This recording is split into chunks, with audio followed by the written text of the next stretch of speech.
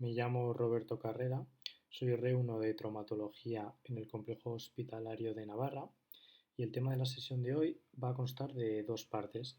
Por una primera parte, fractura de clavícula y en una segunda parte daremos unas breves pinceladas acerca de la luxación acromioclavicular. Comenzamos por las fracturas de clavícula. Suponen entre el 2,5 y el 5% de todas las fracturas. Hay dos picos de incidencias, un primer pico que se produce en el recién nacido, sobre todo con estos traumatismos durante el parto, y un segundo pico en varones jóvenes. Esto se debe sobre todo a este predominio, ya que están relacionadas con deportes donde se pueden producir caídas a alta velocidad. La forma en la que se producen la mayoría de las fracturas es a través de un mecanismo indirecto, como puede ser una caída sobre el hombro o la mano. El 85% de estas fracturas se producen en el tercio medio. Después recordaremos cómo es la anatomía de la clavícula. En cuanto a sus funciones, la clavícula presenta dos funciones principales. Una primera función de puntal, que permite que el hombro alcance las posiciones de rotación interna y el cruzamiento por delante del cuerpo. Y una función suspensoria, que sirve para estabilizar el cinturón escapular frente al desplazamiento hacia abajo. Además, como podemos ver en la imagen inferior derecha, vemos la anatomía de la clavícula que justo inmediatamente inferior a ella transcurren tanto el plexo braquial como los vasos yugulares y subclavios.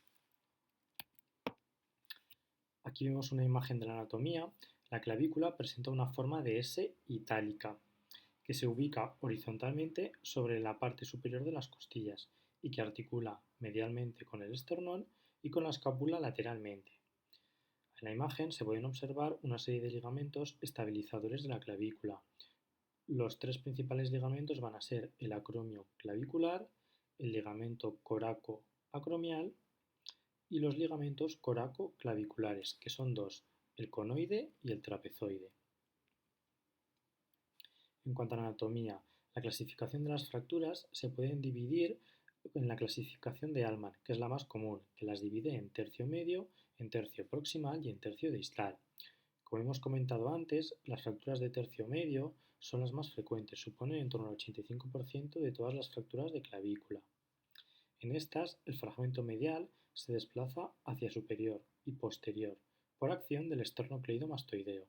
El fragmento lateral se desplaza hacia anterior e inferior por acción del músculo subclavio y pectoral mayor. Aquí podemos ver una imagen de una fractura simple de tercio medio de clavícula y en la imagen de la derecha podemos observar una imagen de tercio medio de clavícula más conminuta. Pasamos a las fracturas de tercio distal. Dentro de estas fracturas, Neer añadió varios subtipos. Las de tipo 1, en las que hay un mínimo desplazamiento, en el que los ligamentos coracoclaviculares se encuentran intactos. Las de tipo 2 se trata de una fractura medial a los ligamentos coracoclaviculares. Aquí tenemos dos subtipos, 2A y 2B. En la 2A, los ligamentos conoide y trapezoide se encuentran unidos al segmento distal, conservados, mientras que en el tipo 2B, el ligamento conoide se encuentra roto, mientras que el trapezoide se encuentra conservado y unido al segmento distal. Las de tipo 3 se trata de unas fracturas intraarticulares de la superficie acromioclavicular. Las de tipo 4 son los ligamentos coracoclaviculares intactos. En estas se produce un desplazamiento hacia arriba de la clavícula por rotura del periósteo. Se trata de una fractura típica de los niños, que puede simular una luxación acromioclavicular. Y finalmente, las de tipo 5 se trata de una fractura muy conminuta en la que hay un fragmento inferior unido a los ligamentos. Se denomina también fractura de la tarjeta. Aquí podemos ver un breve resumen de los principales tipos de fracturas de tercio distal. Las de tipo 1, donde había un mínimo desplazamiento. Las de tipo 3, las que afectaban a la superficie acromioclavicular, es decir, a la articulación. Y las de tipo 2, que se subdividían en 2A y en 2B. 2A, donde ambos ligamentos coracoclaviculares se encontraban íntegros con una fractura medial a los mismos, y las de tipo 2B, en la que el ligamento conoide se encontraba roto, mientras que el trapezoide se conservaba unido al segmento distal. Por último, aquí tenemos unas imágenes de fracturas de tercio distal de clavícula, ¿de acuerdo? Y por último, para terminar, las fracturas de tercio medial o tercio proximal, que son mucho menos importantes, suponen menos del 5% de todas las fracturas. Aquí también hay una clasificación que las divide en 5 tipos. Tipo 1, donde hay un mínimo desplazamiento; tipo 2, donde se encuentra desplazada con los ligamentos esternoclaviculares rotos; tipo 3, cuando afecta a la superficie articular; tipo 4, una fractura con una separación epifisaria; y tipo 5, cuando se trata de una fractura muy conminuta. En cuanto al diagnóstico de este tipo de fracturas, la clínica típica es la de un paciente con el brazo en aducción, pegado al cuerpo, sujetándose el mismo con el brazo contralateral. A la exploración vamos a observar un importante dolor, con inflamación y con hematoma. En ocasiones podemos encontrar una deformidad que puede ser palpable. Se deben buscar lesiones asociadas en los traumatismos de alta energía, como fracturas costales, de húmero de escápula o luxaciones esternoclaviculares. Además, en las fracturas de tercio distal hay que hacer un buen diagnóstico diferencial con la luxación acromioclavicular. ¿Cómo vas a poder diagnosticarlo? Pues en la mayoría de las ocasiones será suficiente con una radiografía simple antero-posterior. En los casos de que haya dudas diagnósticas, podemos utilizar otras proyecciones, como puede ser una proyección oblicua a 20 grados o una proyección serendipia, que es como la que se ve en la imagen de abajo a la derecha, con una inclinación de unos 45-60 grados sagitales. Si después de todas estas radiografías persisten dudas diagnósticas, podemos emplear tanto un escáner como finalmente incluso una resonancia. En cuanto al tratamiento de estas fracturas, la principal idea global que hay que tener es que el manejo es conservador. ¿Cómo es el manejo conservador? Podemos utilizar tanto un cabestrillo simple como una inmovilización con un vendaje tipo 8. Hasta el momento no se ha visto diferencias significativas entre un tipo de inmovilización u otra, por la que normalmente se suele preferir el cabestrillo simple, ya que supone mayor comodidad para el paciente. Dividiendo por subtipos el tratamiento de estas fracturas, en las fracturas de tercio medio normalmente el tratamiento suele ser conservador. El tiempo varía un poco en función tanto de la clínica del paciente como de su actividad habitual. Sin embargo, hay unas indicaciones absolutas de cirugía, como cuáles, pues pueden ser una fractura abierta, cuando hay un compromiso cutáneo o una fractura irreductible, cuando hay un compromiso neurovascular. Hay que recordar que justo el plexo braquial y los vasos yugulares y subclavios circulan inmediatamente inferior, o por ejemplo cuando hay una disociación escapulotorácica.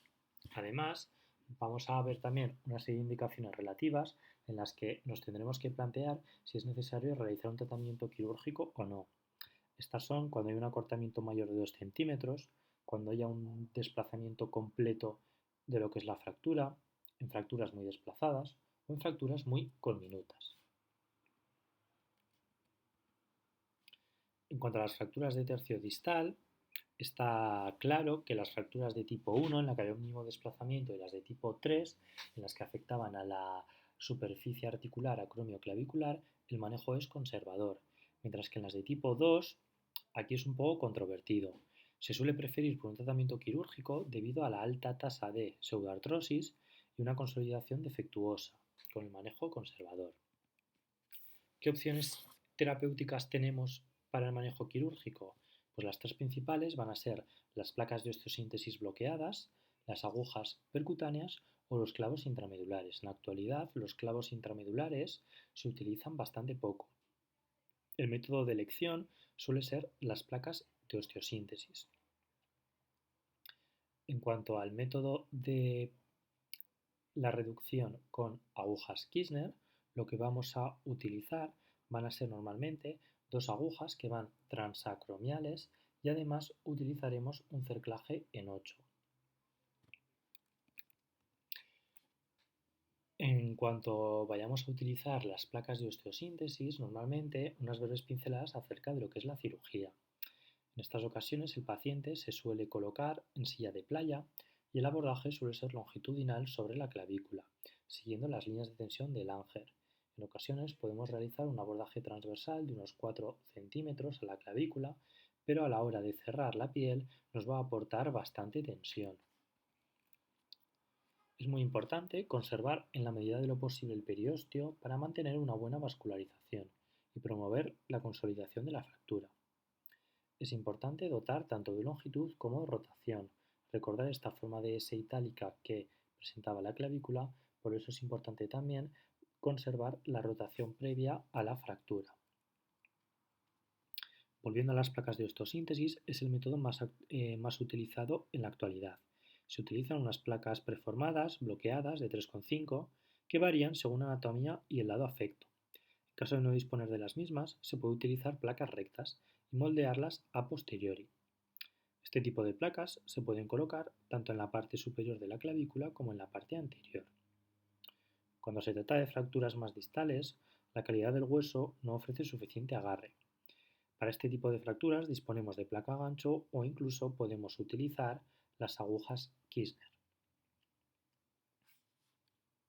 Por norma general, suele ser suficiente con la colocación de 3 tornillos bicorticales a cada lado de la fractura.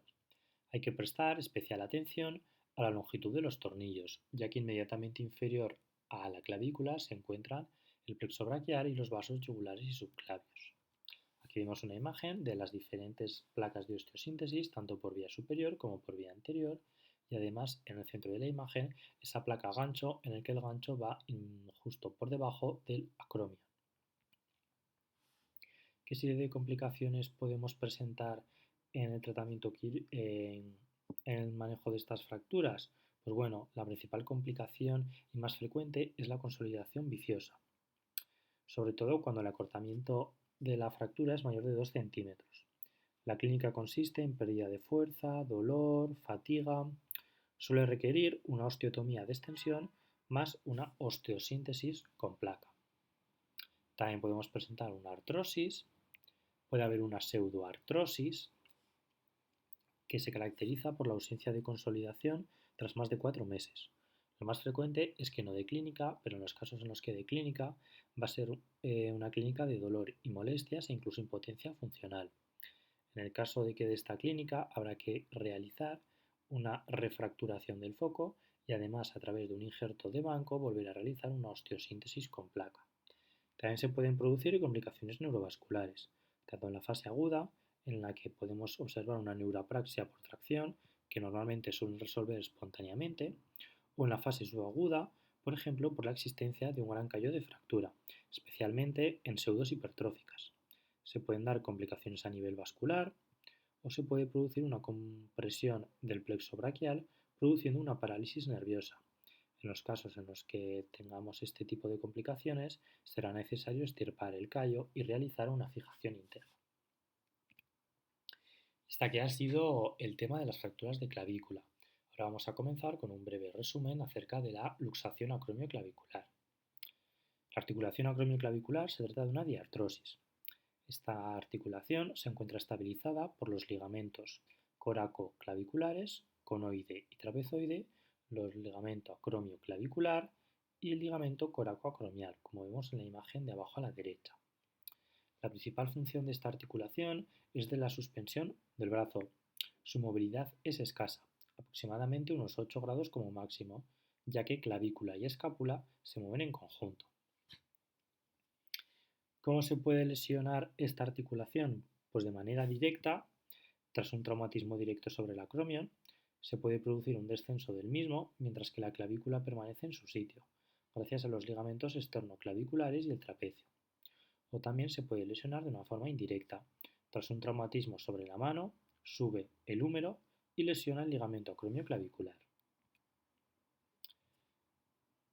Dentro de esta luxación podemos observar 5 tipos diferentes. En la luxación de tipo 1 se trata de un esguince, en el que los ligamentos se distienden pero no llegan a romperse. En el tipo 2 se produce una rotura del ligamento acromioclavicular e incompleta de los coracoclaviculares. En las de tipo 3 se produce una rotura del ligamento acromioclavicular, pero aquí también se rompen los ligamentos coracoclaviculares. La de tipo 4 se trata de una luxación posterior, con una rotura completa del ligamento acromioclavicular y de los coracoclaviculares. Las de tipo 5 se trata de una luxación superior de la clavícula En las de tipo 6, una luxación anteroinferior. Aquí tenemos un resumen de los diferentes tipos. Tipo 1 en la que vemos que todos los ligamentos se encuentran conservados. Tipo 2 con esa rotura del ligamento acromioclavicular. Tipo 3 con rotura tanto del acromioclavicular como de los coracoclaviculares. Tipo 4 en el que aquí teníamos una luxación posterior. En ocasiones con una radiografía simple anteroposterior suele ser complicado y necesitaremos otras proyecciones para poder diagnosticarla. Tipo 5 en el que hay una luxación superior y tipo 6 en el que hay una luxación anteroinferior. Aquí podemos ver las imágenes radiográficas de los diferentes tipos. Tipo 2, a la derecha hay tipo 3, donde los coracoclaviculares se encuentran rotos. Tipo 4, con esa luxación hacia posterior. Tipo 5, con esa luxación hacia superior. En cuanto al diagnóstico, pues vamos a encontrar un paciente con dolor, con impotencia funcional, con una posición antiálgica, es decir, normalmente sujetándose el brazo con el contralateral en aducción, y suele ser muy característico de esta patología el signo de la tecla del piano. Como vemos en la imagen de abajo a la izquierda, si nosotros como apretamos la clavícula hacia abajo, vamos a ver un movimiento de la articulación. Además aquí tenemos dos pruebas relacionadas con este tipo de patología. El test de aducción contra resistencia, que consiste en un dolor en la articulación cuando ésta es comprimida al forzar la aducción del brazo por delante del pecho del paciente. Y el test Paxinos, en el que el examinador, como vemos en la imagen de la derecha, coloca su pulgar bajo el acromion posterolateral y el segundo y tercer dedo en el tercio medio clavicular. Al apretar ambas zonas entre sí, se va a producir un dolor intenso en la articulación. En cuanto al diagnóstico radiográfico, pues como pasaba en las fracturas de clavícula, normalmente suele ser suficiente con una radiografía simple anteroposterior. En el caso de tener dudas diagnósticas, podemos utilizar tanto una proyección de Zanca, como vemos en la imagen, con esa inclinación sagital de unos 10 grados, o una proyección de Stryker, como vemos abajo a la derecha. Como comentábamos antes, si persisten las dudas diagnósticas, podemos emplear tanto el TAC como la resonancia. En cuanto a la radiografía, pues recordamos que el espacio acromioclavicular normal es entre 1 y 3 milímetros de ancho, mientras que el intervalo coracoclavicular debería ser en torno a unos 12 milímetros. Un espacio acromioclavicular de 6 o 7 milímetros o una diferencia mayor de 2 o 3 milímetros respecto al lado contralateral se considera patológico, y una diferencia mayor de 5 milímetros en el intervalo coracoclavicular también se considera patológico. En cuanto al tratamiento, pues un poco parecido al de las fracturas de clavícula. Hay que quedarse con la idea de que el tratamiento en la mayoría de las ocasiones va a ser conservador. Las de tipo 1, conservador. ¿Con qué? Con un cabestrillo simple en torno a una semana. Las de tipo 2, en el que el acromioclavicular se encontraba roto, aquí habrá que llevar la inmovilización un poco más de tiempo, en torno a las 2-3 semanas. En las de tipo 3, aquí el tratamiento es controvertido. Suele haber preferencias por el tratamiento conservador, pero también está aceptado el tratamiento quirúrgico, dependiendo tanto de la impotencia funcional del paciente como de su actividad habitual. Ya las de tipo 4, 5 y 6 sí que está claro que el tratamiento debe ser quirúrgico, en el que hay que hacer una reducción y una reconstrucción de todas las estructuras estabilizadoras. En cuanto al tratamiento quirúrgico, pues diferentes opciones. Podemos hacer una reparación ligamentosa con una sutura simple. Luego están las técnicas de soporte, como el tornillo Bosworth, que se utilizaba hace un tiempo, en el que se trataba de un tornillo que iba desde la clavícula hasta la apófisis coracoides y nos permitía cerrar la articulación acromioclavicular. Luego también tenemos la técnica del Endovatan. Y por último, podemos realizar también una estabilización de la articulación mediante las agujas Kirchner. Por lo general, en reparaciones abiertas de la articulación, los ligamentos coracoclaviculares no se suturan y se fija la articulación acromioclavicular mediante estas agujas Kirchner que van transacromiales hasta la clavícula. A diferencia de la fractura de clavícula, aquí no es necesario realizar un cerclaje en 8, Sí que es muy importante cuando se realiza este tratamiento hacer una sutura de la fascia trapecio-deltoidea. Estas agujas se van a mantener en torno a 2-3 meses y posteriormente se retirarán en consulta. La técnica del endobutton es un poco similar al tornillo Bosworth que se utilizaba anteriormente. Aquí podemos ver en la imagen un poco cuál sería el procedimiento. Se trata de realizar un túnel, primero en la clavícula y después hacia la apófisis coracoides. El primer botón se ancla en la coracoides y el segundo en la clavícula. De esa forma, una vez hayamos realizado los nudos, tendremos la articulación acromioclavicular otra vez estabilizada. La ventaja de este tratamiento es que se puede realizar de manera artroscópica. Aquí podemos ver imágenes radiográficas de los dos implantes de la técnica del doble endobutton. Finalmente, tenemos el tratamiento quirúrgico que se caracteriza por una escisión de la porción distal de la clavícula. Tenemos dos técnicas. La técnica de Mumford, que consiste en resecar 1 centímetro de la parte distal. Esta técnica es útil cuando la articulación es estable. Y luego la técnica de elección en la actualidad, que es la técnica de Weaver y Dan, que se caracteriza por una escisión de 2 centímetros distales de la clavícula. Y aquí haremos una transferencia del ligamento coracoacromial desde su inserción en acromion hasta el nuevo extremo distal de la clavícula.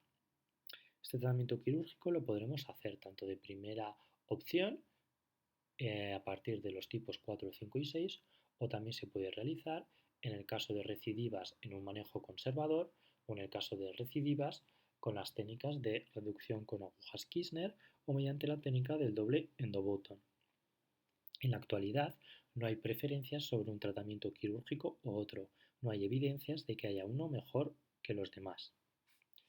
Y bueno, hasta aquí un poco el breve resumen de este tema. Muchas gracias a todos y eso es todo.